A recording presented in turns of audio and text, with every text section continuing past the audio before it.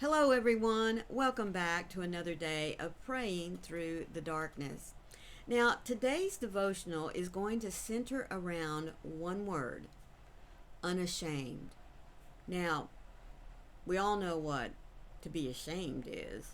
It means to be disappointed, to be proven wrong, to be humiliated. But as a child of God, we are to be unashamed. And we are going to look at a verse found in Romans chapter 5, in which Paul tells the early Christians and us, even all of these years later, of what it is to have hope in our Creator, our Father, the Lord.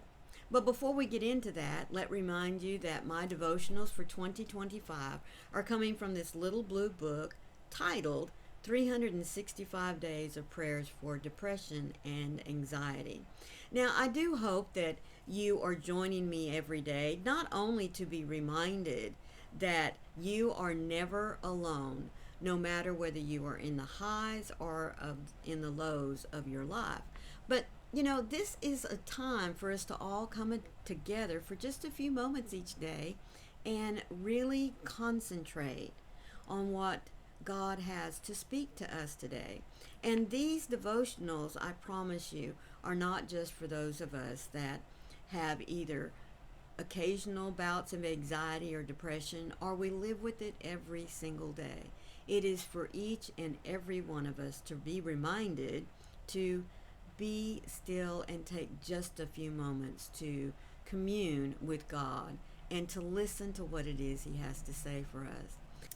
Unashamed, and these are Paul's words. Hope does not put us to shame, because God's love has been poured into our hearts through the Holy Spirit who has been given to us. Those very first words. Hope does not put us to shame. Now, hope in this context does not refer to wishful thinking, but it's a confident expectation of God's love for us, what He has promised. It's rooted in His faithfulness, and it is demonstrated through not only Christ's death, but also His resurrection. It is a hope that is anchored in that undeniable love that God has for each and every one of us. The key to this whole verse is that one word I talked to you about earlier, unashamed. Because, to be put to shame, as I said, means to be disappointed, be humiliated, to be proven wrong. But if our hope were unfounded, then we would ultimately be ashamed when what we've hoped for isn't realized. But what Paul is trying to tell all of us is that our hope in God is really just the opposite, because Christian hope is based on the promise that God's love is real and it works within us through the Holy Spirit. It's guaranteed to be fulfilled. So how would that lead to be or to instill in us shame? It shouldn't, should it? I mean, if our Christian hope is founded in the love of God through the Holy Spirit, there is nothing that we should be or feel shamed for or about. There is a reason why our hope is secure and it won't lead to shame. And that's because God's love is not just a feeling. Because, a feeling can waver. It can be broken. It can disappear. But that's not what God's love is. God's love is an active force, and it was demonstrated through the sacrifice of Jesus Christ.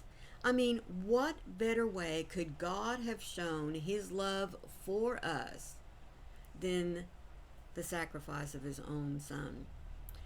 This love now lives with us through the Holy Spirit. Because if you remember, Jesus promised his disciples that although he was leaving them physically, he wasn't going to be leaving them spiritually, because he was sending a comforter, the Holy Spirit, to continue to instill in them the love that God has for them and the love that he has for us even now. This is the promise that God made all those years ago to Abraham, through David, through the coming of the birth of his own son. It's the assurance that God is for us and that his promises for us are going to come to pass.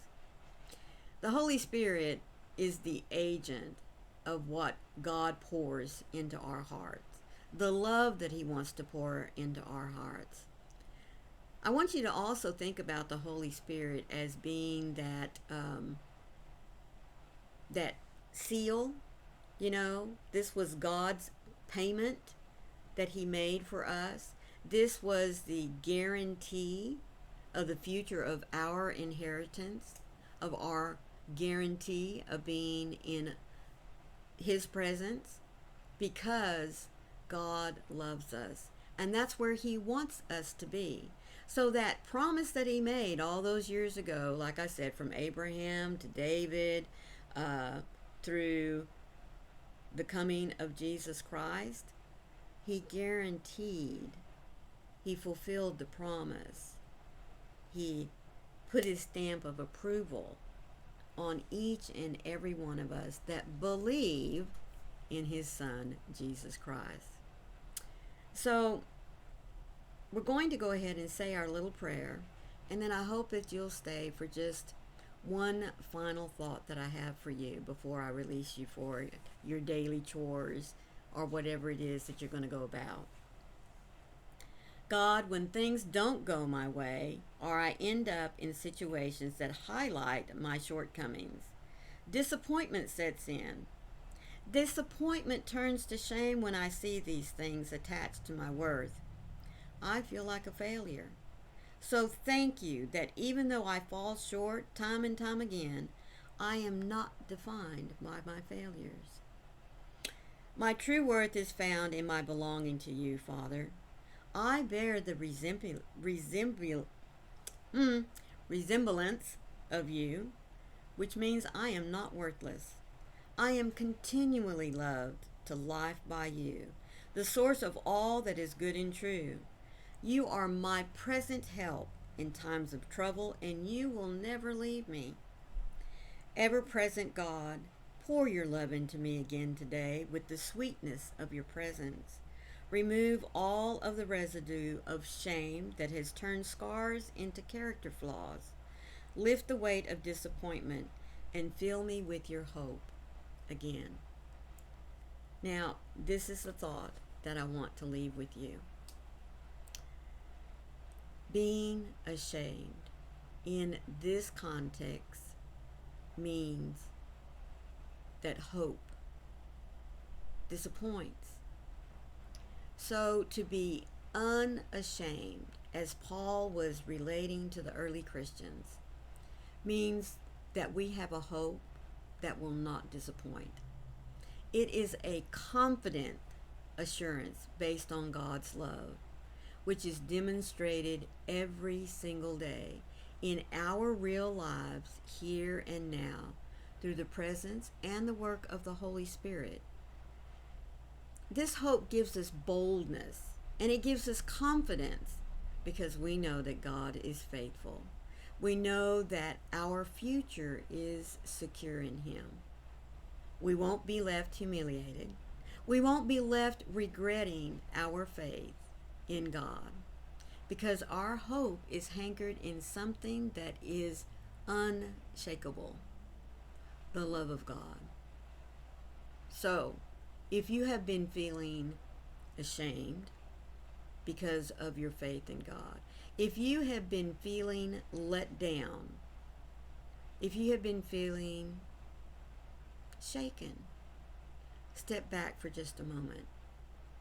Realign your heart in the faith, the trust, the promise that God loves you. Allow the Holy Spirit to come into your life once again.